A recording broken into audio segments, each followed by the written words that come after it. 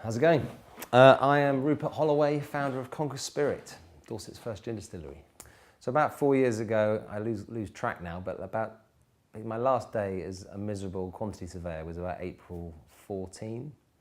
So yeah, I was basically miserable in my job. I had got my head down. I went back to uni to kind of go into construction and become a surveyor.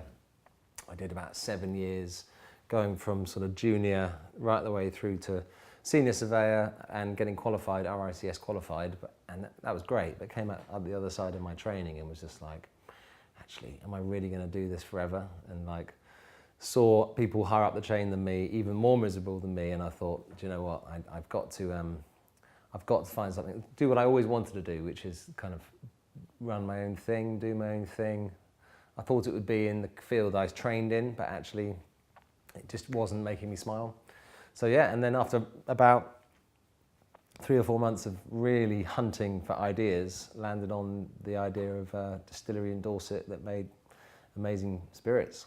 I don't try and sort of tell people that I was this gin enthusiast and had always dreamed of doing my own gin. I was only kind of recreationally interested in gin. I used to love gin, and so the idea for gin was the fact that I love walking into a bar, and you know when you've got all the kind of tap handles and you're like, oh, which one haven't I tried? And they're normally like local ales and beers. I love doing that, and I love hunting out new wines and stuff. But with gin, it was just, at the time, it was the big blue bottle and the big green bottle, and I just thought, surely we could have like something local.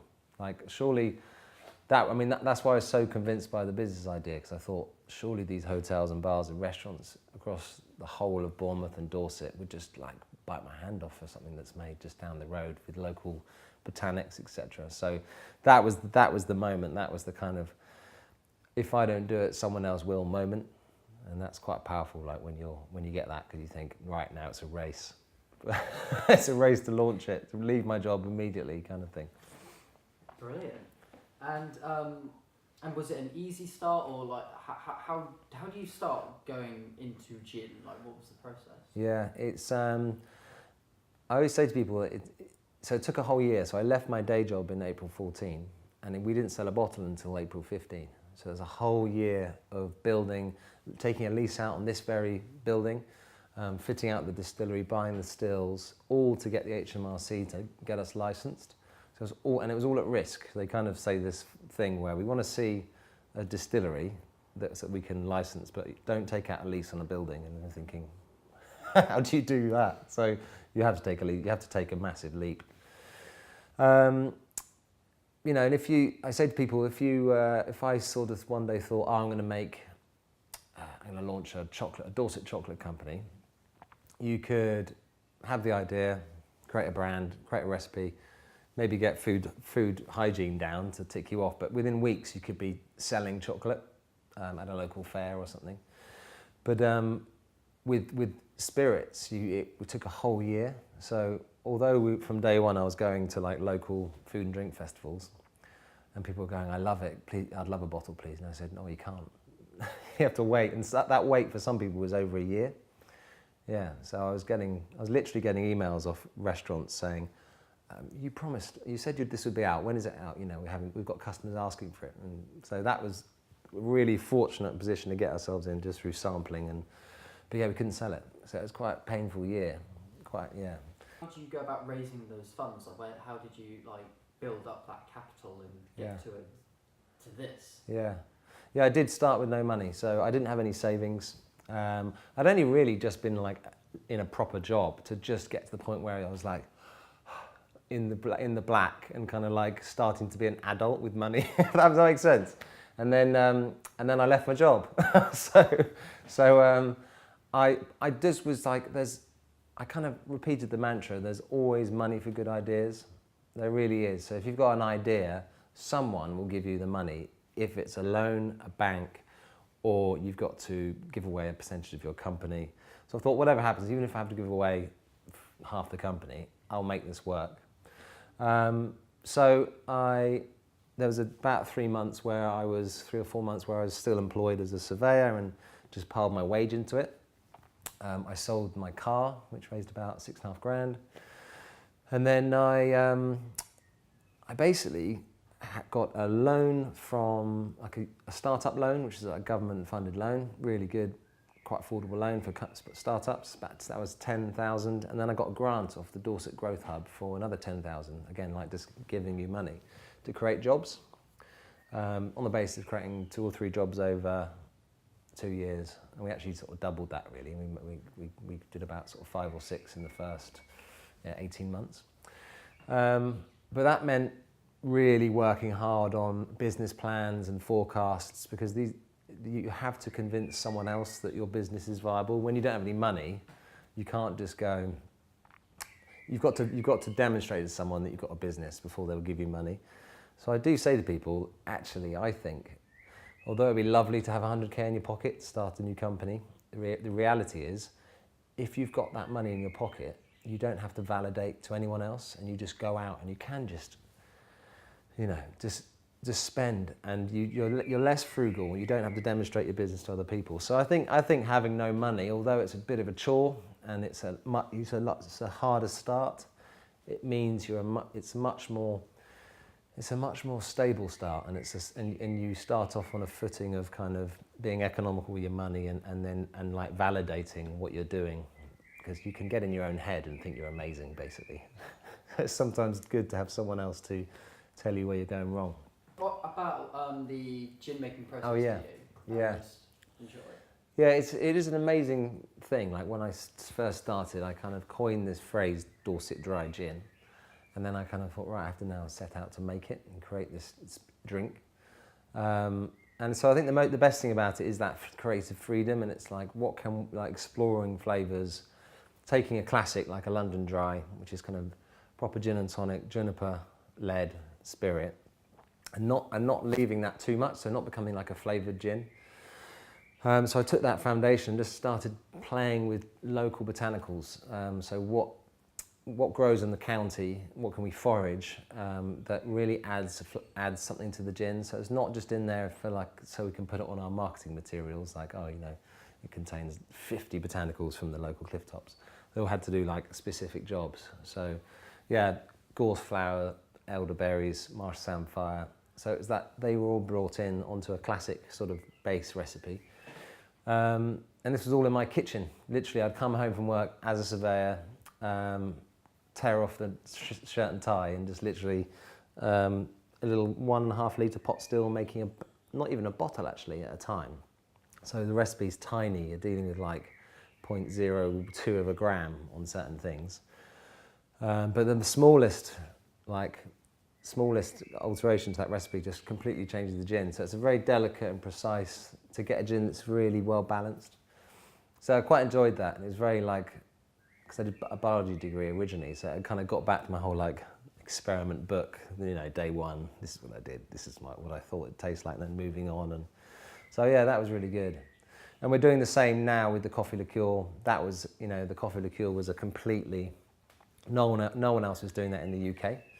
So that was a completely new, innovative product that we worked at the process in terms of the brewing and the filtering and the roasting and the origin and the blend. There were so many variables. So that's quite exciting when you're treading new ground like that. So yeah, it's really the kind of making your own creation. So will there be possibly other branded Conker spirits coming out? Yeah, there certainly will. Yeah, I made a real point of just having one gin, one product at launching. So it's a really kind of clear message. People, you're not kind of bedazzling people with a wide product range that only kind of cannibalize their self in sales. You're either buying one or the other.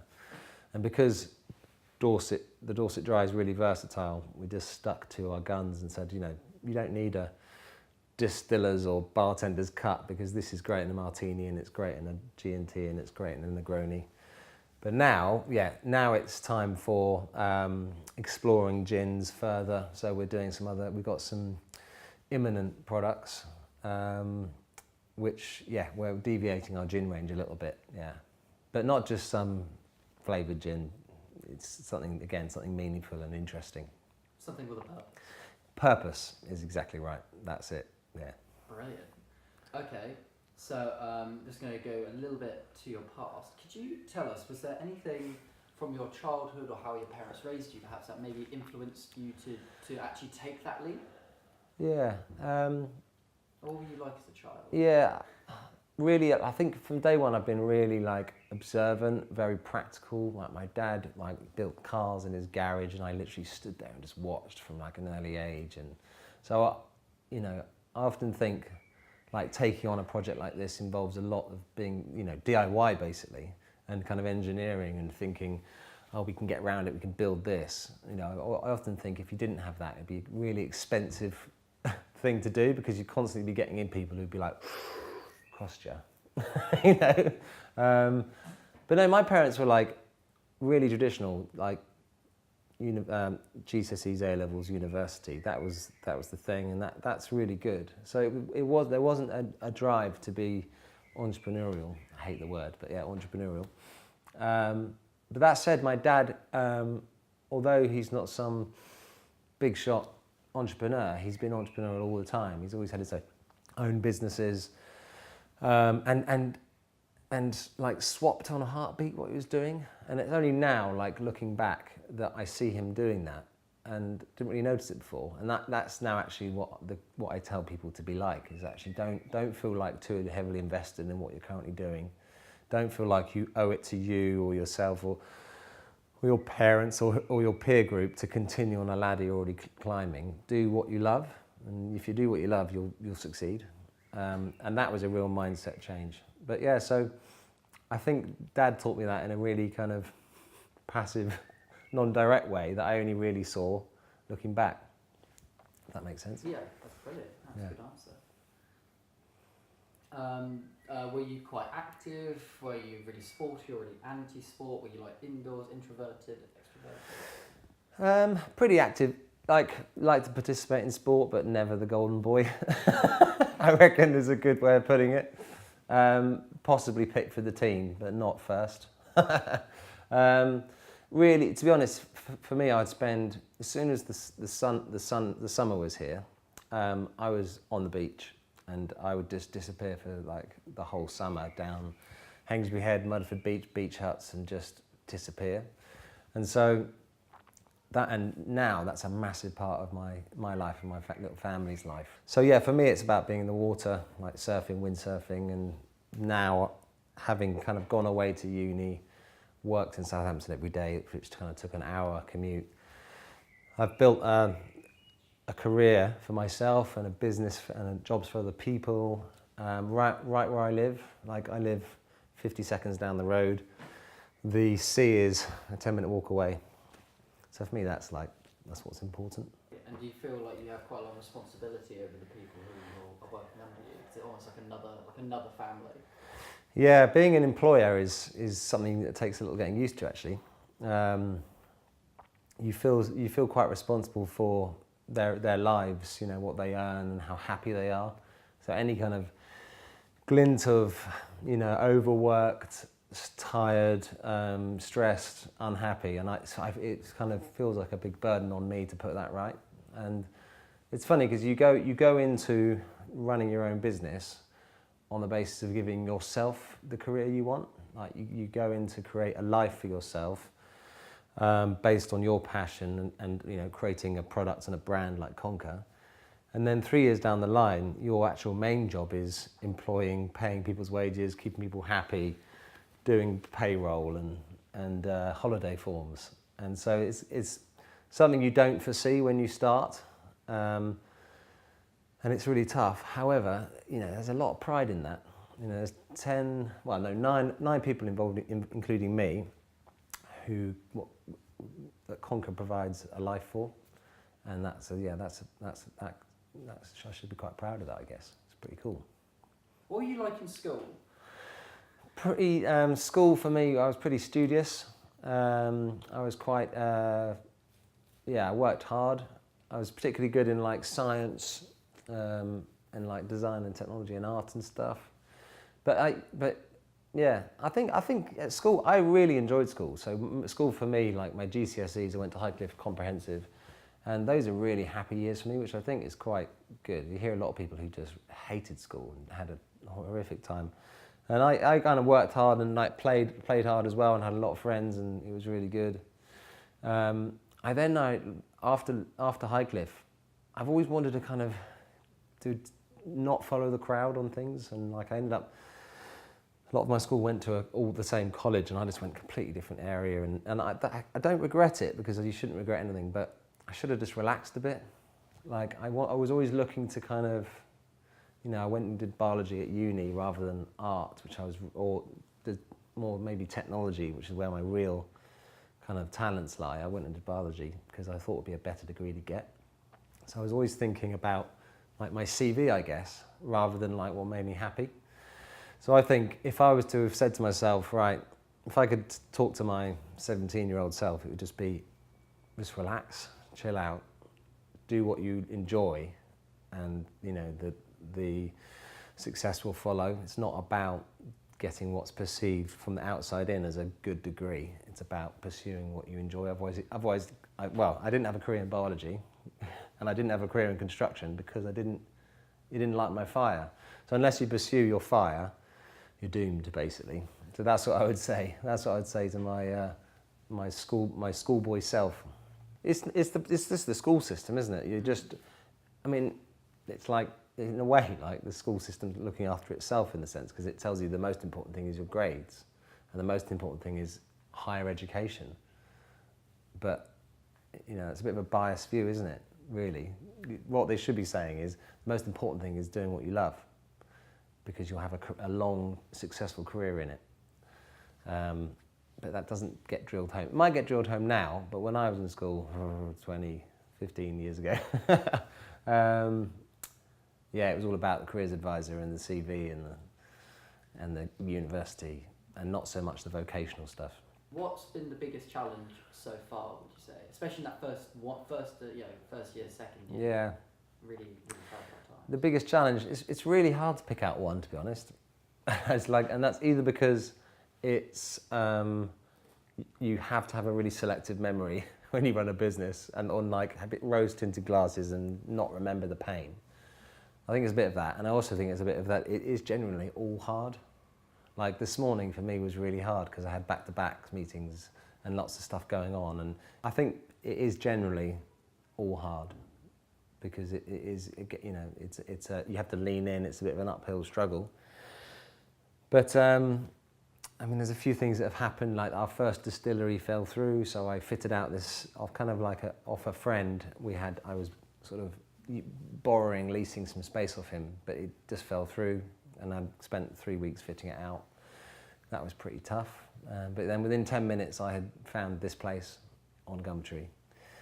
So it didn't last long. We've had, things have gone wrong. We've had to, you end up having to have quite a liberal view on money, and being able to kind of shrug off a few £1,000s that you've, lost through an event that didn't go right, or a product that's gone wrong. So I think it's just a mindset. Me and Fred, Fred's my kind of right-hand man here. We coined this phrase, lean in. And it's because if you're not mentally sort of ready, you're going to get pushed over. But with the kind of the hard and the pain is there's so much positive. You're building something very meaningful for yourself, giving yourself a big purpose, and there's a lot of joy for me walking out and just suddenly seeing a bottle of our product on a bar that we didn't know it was stocked in. That's great. Or having someone write a review that's just glowing and loves us. So it's great. Let's talk a little bit about your relationship with Fred. How does that work? Is he, what is that relationship like? Yeah, so Fred came on really in the early days. So when I'd got the product finished, the distillery up and running, and bottles were on sale for about 2 or 3 months, and then Fred joined the team. Fred is my best friend from school, and we were like glued at the hip right up until 16, and we kind of went off in different directions, different unis and what have you. He went on to get a PhD in immunology and was like the bloods guy at a university hospital. So he'd do all your, he was a proper employed doctor, and but yeah, he saw what I was doing, and I guess became disheartened with what he was doing, and did a few events with me, and then suddenly it was, yeah, let's do this together. So yeah, I've ruined 2 careers with this idea. 2 perfectly good careers have been destroyed by gin. Fred is basically our operations guy, so he makes sure everything happens. So there's enough bottles in the building, there's enough labels in the building, products getting made and produced, and he deals also a lot with our big customers. So he's set up our Waitrose and Marks and Spencers and John Lewis accounts and manages those. So yeah, he's crucial really. He lets me do things like this and run the business from a kind of up here, and he's in the grit of it, kind of making sure that product is made and it goes out the doors and invoices get raised and that sort of stuff. So yeah, he's been absolutely essential. Yeah, it's been amazing. Yeah. What do you look for in an employee? Like what kind of key traits? Obviously they'll have the skills if they're applying, but like what makes you go, yes, that's the person? Yeah, I'm learning how to be an employer and how to pick employees. And I've kind of made this weird pact with myself to never look at a CV ever going forward. And that sounds strange, but I think it's just on the basis that if someone knows their stuff. You meet them through business, and you meet them through. Yeah, I plan to meet all my future employees through the course of business, and then sort of say, would you be interested in coming on board? But on the basis of being able to work with them, liking them, and them being personable, and being experts in what they do. So, Cara is a great example. I've known Cara for long. She's an old friend of mine. And, I'm not going to look at her CV. I know that she's brilliant in what she does. And I basically just thought one day when I can afford her, I'll hire her, basically. So I think it's all about, fundamentally, if you can't get on with someone and you can't entrust them with being the face of your brand, picking up the phone and being an extension of yourself in a way, then it's dead in the water. So it doesn't matter how glowing your CV is. It all boils down to your personal skills, and you have to do your job, but you have to be able to communicate and all that sort of stuff. Do you have an idol? Is there anyone or a company or someone you look up to where you go, I want to beat them or want to catch up with them? Yeah, when I first started exploring to basically try and find a business idea, I read books by famous entrepreneurs, and there's a few people out there that they're all cliches, but you read their books and you can't help but just admire them and idolize them that way. One of the main motivations for me though was one of my best friends from when I was about 7 years old is a guy called Jim Cregan who runs Jimmy's Iced Coffee. So I've grown up with him and seen him create his business while I was slaving away in a suit and tie, kind of thinking, slowly getting miserable in my job. He was basically being entirely himself, true to himself, having fun was the main sort of motivation and currency of his business. And I thought, wow, you really can create a life for yourself doing what you love. And so when that motivated me to leave my day job, but it also motivated me when I thought of the gin idea. When I thought, maybe, gin distillery, I thought, a product like that 10 years ago would have been extremely hard to have brought to market. You'd have need tens of thousands just to have got on the TV, radio, or broadsheets. But Jim launched Jimmy's Iced Coffee through social media. So it basically told me that it's possible. I thought, if Jim can do that with his product, there's no reason why I can't take gin and start with nothing, no money at all, and 50 followers, and grow it from there with just a really kind of open book kind of window into what we do. So yeah, I would say my buddy Jim was, I'd probably go as far to say that if he hadn't have done that, I probably wouldn't be doing Conker, because he really did sort of inspire me to leave my job, and paved the way and was the guinea pig for me to a completely organic social media shoestring product launch. Yeah. And do you guys have like, obviously you guys are friends, but do you Yeah. have like a rivalry with each other? No, not at all. Nothing. No. I mean, well, we We're in different fields, but- we're in completely different sectors. We work together on loads of stuff. You know, we are thick as thieves, and there's a lot of love there. So, but now I actually always wanted. So when I launched the gin, I always thought it's just such a shame that iced coffee and gin don't go together, because it'd be great just to combine what we're doing.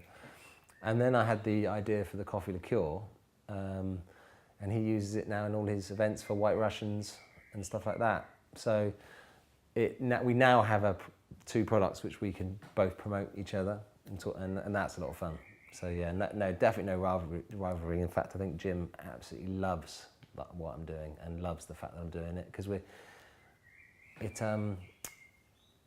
it's actually quite hard when you run a business, and it's very, what am I trying to say? So I think we both get it. We both get what we're dealing with day to day. And we're both, it's got its pressures, and you can't always speak as freely to other people about what you're doing, either because it might sound like braggy, if that makes sense. It might sound like you're bragging because you're communicating your successes of the week or whatever. But I think me and Jim can speak quite freely to one another, because we're both in that thing, and it's, we're just getting stuff off our chest. So I think it's a blessing actually that we're both doing, because we get it. We get it. There's a meeting of minds there. What is the current aim for Conker? Yeah, the current aim. People sort of ask me that question. They ask me what's the exit strategy and all these sort of cold things like this.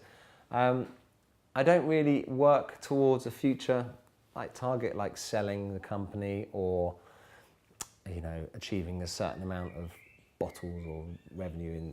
I just work year on year, and we just try and improve what we're doing, perfecting what we've been doing already. So this year I've just been sorting out our back of house, making us into a proper company.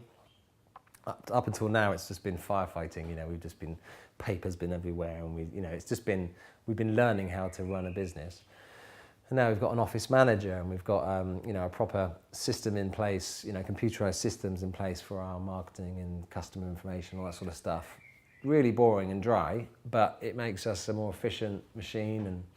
And so yeah, I focus really short term, because I think if you do that, the long term follows. If you're thinking, oh, I need to be doing this, you're thinking about probably making more money and making more profit, and that can actually lead to skimping on spending and being a bit more precious over money in the short term, which actually, that's not a good thing. You need to be, like I was saying earlier on, you need liberal is probably the wrong word, because you don't want to be slapdash with your money, but you need to have a mindset about money that isn't short term.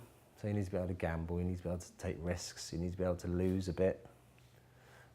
So yeah, I just kind of think about the next sort of 12 months really, getting the new products online, getting the right people on board, diversifying our kind of packaging and gifting and all that sort of stuff, and just doing that much better than last year, I would say. What's the biggest thing you've learned so far? Yeah, I suppose the biggest thing I've learned, because there's obviously loads, because I've gone from not knowing anything about gin or running a business to doing both somehow. But I think the biggest thing for me was that moment of kind of enlightenment, that kind of realization when I was doing my day job that I hated, that I didn't have to stick it out, and that actually it was following your passion that was the most important thing. So if I do quite a few talks in front of people about this journey and Conker, and I love saying to people, follow your passion, don't feel like you're stuck in what you're doing, it's never too late.